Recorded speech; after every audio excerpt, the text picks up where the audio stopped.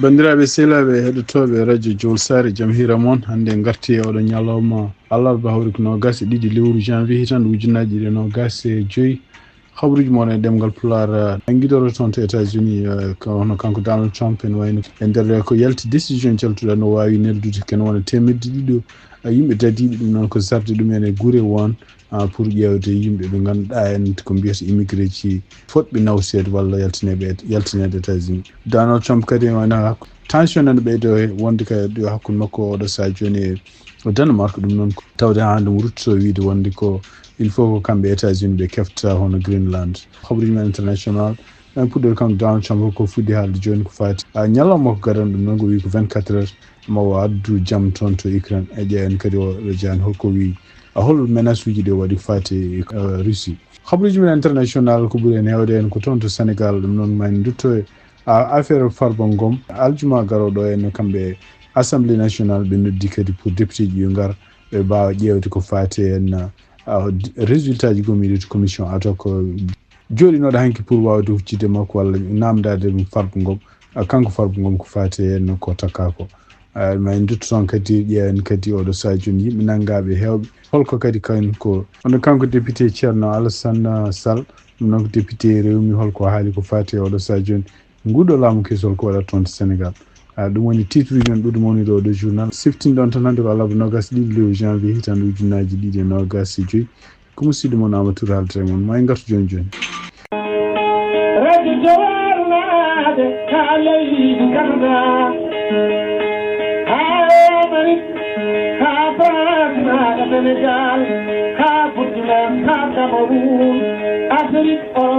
Amérique onon fof kettele radio Jol garaje jengde. bandiraɓe sehlaɓe heɗotoɓe radio Jol Sare jaam hira moon d'abord ko fate weeyo siftinɗon tan e wayno ko jangol bongol hande woni diwan Cincinnati walla diwan Ohio Indiana Kentucky ko ɗamina tan e jamma hen oɗo sa joni tawde jaratan ko moins 9 degré Celsius kiɗo e minuit ma moyde kadi tellade wona moins 10 degré kono ñalawma janggo dendendague murtata ndema température monti seeɗa wona 9 degré en usto hedde 3 heures walla hedde 2 heures ñalawma ene wayno janggol ngol ma yetto e moins 2 degré ɗum noon kadi caggal mum kadi continue kadi fuɗɗito kadi tellade ɓeydade jangde hedde 6 heures faya 3 degré ha moins 4 degré Celsius. Habruji men international giɗoɗen ko toon to Washington e tumnade kadi ko CNN reporter no kanko Donald Trump o yamiri oɗo sa joni yimɓe o jeeyaɓe immigration makko ɗum noon ko siftinɗon tan oɗo sa joni Homeland Security toɗɗo cuɓaɗo yo won ɗum o suwata o waɗede confirmé ko noon wonmo neɗɗo temporairement o gonɗo toon o yamiri donc dadiɓe jeeyaɓe immigration e dadiɓe kadi jeeyade service aji ɗi ganduɗa taw ko police local yo puɗɗo yaade e galleji won galleji ɗi ganduɗa eɓe joofi ɗum walla eɓe gandi ɗon galleji hawnayi ko yimɓe ɓe ganduɗa ɓeɓe ƴewata ko fayni immigré ji ɗum noon anda kata holɗi nokkuji ɗi goni kono noon ko ɗum ko gueɗe ɗe ganduɗa jaaƴƴi ɗo e États-Unis ɓeɗon kadi ko jokkiɓe yamirore ummade kadi kanko mawɗo leydi surtout ummade service immigration siftinɗon tan ko ɓeɗon yimɓe liggotoɓe immigration surtout ene dadi ɓeɗon kadi ko yimɓe liggotoɓe e gouvernement fédéral donc kañumen ɓuuri jogade priorité ji e policier ji gonɗi e nder won guure won walla won état ji won ko wawi wonde foof kanko Donald Trump kadi ne wayno neldini ken wona ujunnaji sappo neɗɗo toon to frontiére uji hakkude États-Unis e leyɗele takki ɗum fof ko wawde kadi weydade uddude frontiére gonɗo toon o e ɗum noon kadi ko gueɗe ɗe ganduɗa kadi o haalino ɗum guila e campagne makko ko wawi wonde fof en woni ko oɗo sa joni hono kamɓe won état ji won surtout démocrate en nene continue hollude résistance men pour ko fate wiide wonde ko ala foof ɓeɗo yimɓe jogorwaɓe toon taw ko service immigration holko jogor wawde e état ji men kono noon tan waji radio Jol Sare onon kadi yimɓe heɗotoɓe min kala goto moɗon ndu woni yo wonde kayitaji mum e kadi yimɓe hesɓe arɓe ɓe kala bawɗo kadi meɗɗo dañde hen avocat yo waw jokkodirde avocat mum ko yacci ƴeewa wajuji holɗi foti jogade holɗi foti kadi holko foti wadde so tawi ɗum ɗo heftima ɗum eɗen paami oɗo sa joni won jajaɓe hewɓe wonɓe ɗo hankkadi gonti ko wiyete spécialiste gonti avocat ji kono noon ɓuuro toon wawde heɗade ɓuuri moƴƴude ko keɗɗa ɗum ko avocat ji mon ko kaali ko avocat ji mon ko mbaji on hol comportement poɗɗon wadde ko wona yimɓe woɗɓe ne kala par ce que gongre gon ko avocat ji immigration tan gandi hol procédure aji walla hol peeje bawɗe joguede so tawi ɗum ɗo heftima goto e moɗon ndeno ɗe nokkuji ɗi jahata nden ɗe kadi dente ɗe denta toon onon surtout immigré ji kesi garɗe e leydi ndi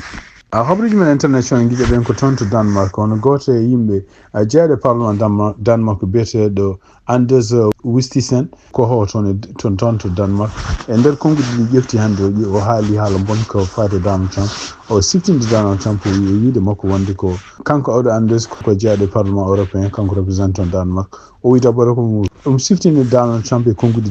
dabɓiɗɗi wonde Greenland wona nokku jeeyeteɗo kadi wona nokku kadi doketeɗo ɗoy ɗum noon ne wayno Donald Trump o ƴetti ɗum ɗum noon ko gueɗe ɗe ngannduɗa ken ɓeyde kadi oɗo saha joni tooke gonɗe hakkunde hawnaki kamɓe États-Unis e Danemark siftinde tan ko kanko Donald Trump ko addini campagne e nder campagne o ha kadi ko addi inauguration o haalino wino mo hutoro militaire ji américain pour yaade heftude Greenland kanko Donald Trump kadi e nder haalluji jaltuɗi hannde kadi ene wayno ko nde journaliste uji namdimo ko fate gueɗe ɗe o haalno wiide wonde ko nde o ƴefti laamu 48 heures tan sohli pour wawde addude jaam toon to e nder nde ko jaabi noon o wi wonde ko anda holko woni sababu kanko Putin o yiɗa haaldede ko pour ko jaam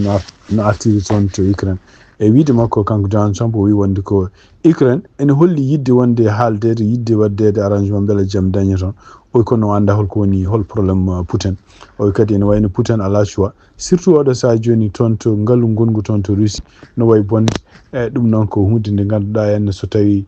Putin jaɓani haaldede pour no jaam dañira toon to Ukraine ene wayno ɗum ko hunde bonde jogoro wonande kamɓe Russie habruji men international guiɗoɗen ko toon to Sénégal e tunnadi ko Sénégal habri hono wuuro woto wiyetengo Mbayen ene wayno ko wuuro fulɓe goni toon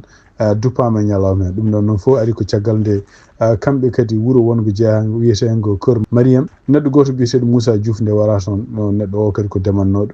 kanko hoore makko wara ko caggal nde wulliti wonde ko won gaynako nannuno e jawdi muɗum e guesa makko ɗum noon wayno ko caggal nde puɗɗi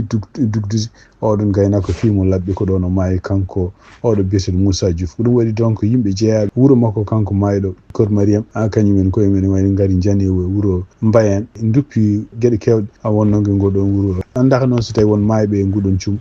kono noon ko wawi wonde fof ene wayno ko dadiɓe laamu Sénégal gari toon pour wawde deñude addude jaam toon to ɗeɗon guure noon goni koye diwan takkiɗo Thiès toon to Sénégal hande toon to Sénégal ko tigɗen ko habaru hono ko fate kanko Farba Ngom siftinde on tan kono kamɓe assemblée nationale ene wayno eɓe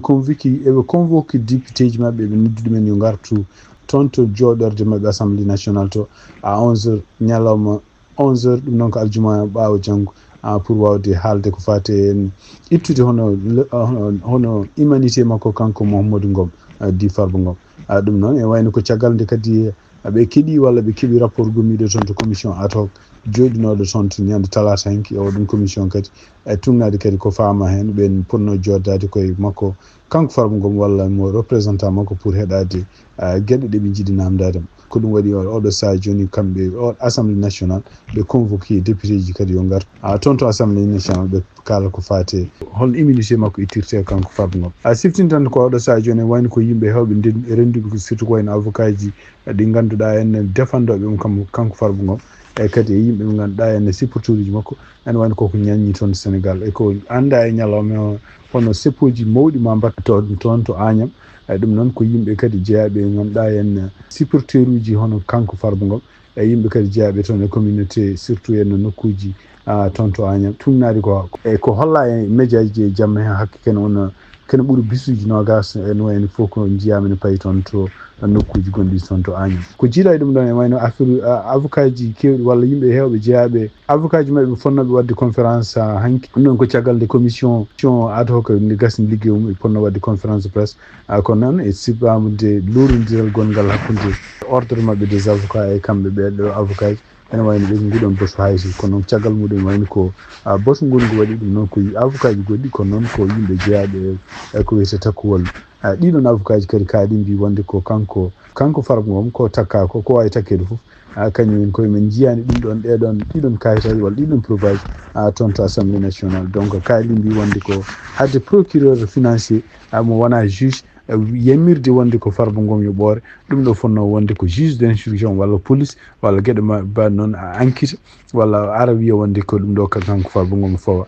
kono e wiide mabɓe e ɗum ɗon kadi tengtinde kadi hono ko député Aissata Tall ko haali ko wi wonde ko ala fof preuve aji ɓe dokki pour ko fate holko Farba Ngom taka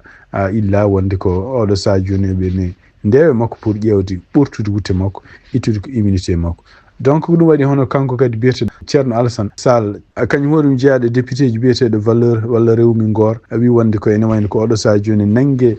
ko nguɗo laamu rewi nangga yimɓe toon to leydi Sénégal to ɗum ko hunde surtout no wiri tako ko laamu Pastef ko ɗum ɗo ko hunde ko peeje pour wawde ɗeɗɗude kala ko yimɓe jeeyaɓe lundu toon to Sénégal donc guila nguɗo laamu jooɗi e jappere nde ene wayno ko yimɓe fof paami wonde ko feere mabɓe ko kala ko wiyete yimɓe lundiɓe walla jeenoɓe laamuji ɓennuɗi laamu surtout Macky Sall wawde ɗeɗɗude ɗum wawde kadi momtude ɗum ha laaɓa ɗum noon ko nder communiqué kanko ceerno Alassane Sall haali o haali kadi o wi wonde ko oɗo sa joni surtout henna o haalti hen gueɗe ɗe ganduɗa hono Abou Diallo nangaɗo e goɗɗo kadi biyeteɗo Oumar Sow nangaɗo Abou Diallo nangaɗo o nane wayno ko kanko e Oumar Sow kamɓe ɗiɗi fof ɓe takka wonde ko ɓe kaali gueɗe ɗe ganduɗa ha wonaki ma addu pelɓodiral hakkude leydi toon to Sénégal ɗum noon e wayno ko kamɓe ɓeɗo koɓe kaaliri ɓe wiya koɓe kaali koɓe mbi wonde ko gueɗe ɗe ganduɗa ɗe Farba Ngom waɗete oɗo sa joni walla gueɗe ɗe ganduɗa nguɗo laamu waɗata dikki tan oɗo sa joni ko leñol fulɓe ɗum noon ko Haalpulaar en ɗum ɗon noon ka ɗon haal noon welani hono kamɓe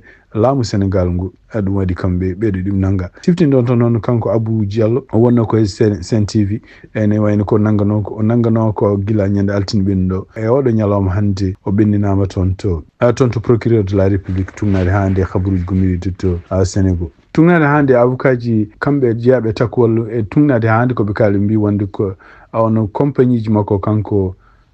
Farba Ngom compagnie ji tati walla société ji makko tati oɗo sa joni e ɓen kadi goni eɓe enquête ɗum kamɓe nguɗo laamu e walla ko procureur laamu nguɗo kesso ɗum ɗo fof ko peeje nde ganduɗa en e wiide mabɓe kamɓe ɗiɗo avocat ji ko nguɗo laamu ari ko yoptade wona arde laamade donc won gueɗe kewɗe ɓe ponno toppitade oɗo sa joni e gueɗe surtout en ƴewde liggueji dañira gueɗe ƴewde no gurdam ɗam no way tiid hol peeje mbaɗata hen kono ene wayno ko ɓen toppiti oɗo sa joni ko nanggude yimɓe walla surtout en joofade won yimɓe won goto pay goto e surtout donc oɗo Farba Ngom moɓe joofi joni o e wiide mabɓe hande ko Farba Ngom ko neɗɗo mo meeɗani heɓ neɗɗo mo meeɗani liggade ko neɗɗo kadi mo meeɗani halfinede projet ji walla ko wawi woni foof gueɗe ɗe ganduɗa en taw ko laamu jeeyi e donc e wiide mabɓe donc ene wayno crime mo Farba Ngom waɗi tan ko sababu no gagnima toon to région Matam ko hunde nde welani kanko Ousmane Sonko e parti makko Pastef hande toon to Sénégal walla toon to Maroc kono kanko Macky Sall ancien président mo Sénégal jaltuɗo leydi Sénégal donc gonɗo Maroc guila ñande 2 lewru avril hitande ujunnaji e nogas nayyi ene wayno kadi tugnade hande journal Sénégal mbi wonde ko kanko Macky Sall omo watti haqqille makko no fewi e gueɗe ɗe ganduɗa politique walla situation ngaji politique gonɗi toon to Sénégal ɗi way donc ene wayno surtout en kadi omo watti haqqille makko no fewi e surtout yimɓe nangueteɓe toon taw ko yimɓe ɓe ganduɗa meeɗi wonde e yimɓe wallidiɓe makko walla sehilal makko tawni jeeya hen Farba Ngom way ɗum noon sibabude o situation gonɗo toon journal o haali wi wonde ko kanko Macky Sall ancien président o wawi ƴeftude oɗo sa joni yimɓe ɓe ganduɗa taw ko yimɓe haralleɓe no fewi ko fate droit pour wawde faddade kala wawde fewnitade kala gueɗe ɗe ganduɗa en jogori fatude makko kanko Macky Sall ɗum donc en wayno ko journal kadi haali wi wonde ko kanko Macky Sall wawi no contactude hono biyeteɗo El Hadji Amadou Sall noon kañum hoɗum meeɗi wonde kañum hoɗum ministre e laamu Wade maître Abdoulaye Wade e kañum hoɗum kañum hoɗum kadi jeenoɓe avocat ji defanduɓe kono kanko Karim Wade ɗum noon Karim Wade takkanoɗo ko fate en won kalisaji ɗirim ɗini kalisaji ɗi gona gonga donc pour wawde ƴewde hol oɗon beele liggonoma ko ɗum waɗi oɗon kañum hoore mum hono El Hadji Amadou Sall kañum hoore mum wawi sosde goomu taw ko avocat ji haralleɓe no fewi ko fate en justice ɗon Sénégal e nguɗon goomu kadi mbiyete ko goomu avocat ji républicain ji e ɓeɗon kadi ligguey mumen ko jogori wonde ko defandude walla wallude kala yimɓe ɓe ganduɗa jeenoɓe e régime makko kanko Macky Sall tampinaɓe oɗo saaha joni walla jogorɓe tampinede taw ko nguɗo laamu kessu ngu Bassirou Diomaye Faye anniyi mumen ko tampinde men pour wawde defandude men ko ɗum waɗi en ñalawma he yiyama hono kanko maître Oumar Youm kanko hoore makko jeeyaɗo e fedde wiyeten tekku walla o wi wonde liggey mabɓe oɗo saha joni ko wawde bonnude famnude yimɓe kala peeje ɗe ganduɗa nguɗo laamu waɗata surtout ko fate justice no mbaɗata ko procédure aji mbaɗata ɗi ɗum ɗo fof ko gueɗe ɗe ganduɗa en wona peeje gonga ko peeje police donc ene wayno ko wawi wonde fof hono kanko ancien président mo Sénégal laaminoɗo tuggi hitande ujunnaji ɗiɗi foɗiti ha hitande ujunnaji ɗiɗi nogas nayyi o wawi kadi ƴeftude avocat goɗɗo taw ko français biyeteɗo Antoine Wey pour wawde ƴeftude wawde fewnitade kala ɗo ganduɗa gueɗe ɗe ganduɗa so tawi pawame makko surtout gueɗe taw ko gueɗe international siftinde on toon ko e laamu haysinde officiellement haalaka hono kamɓe laamu Sénégal kesgu wonde mabɓe e haaloɓe surtout hen groupe Pastef wona haaloɓe wiyeɓe wonde ko kanko Macky Sall mo foti waɗede mandat d'arrêt international pour artirer ndi sibabunde o won bonandeji ɗi o waɗi e laamu makko surtout manifestation ngaji bonnoɗi won sukaɓe araɓe en ko kanko woni responsable bandiraɓe sehilaɓe heɗotoɓe radio Jowol Sar ko ɗi kabaruji min jogon noon hannde oɗo ñalawma alarba 22 lewru janvier hitande ujunnaji ɗiɗi 25 yen mbaalo jaam ha janggo kadi so Allah jaaɓi on jarama.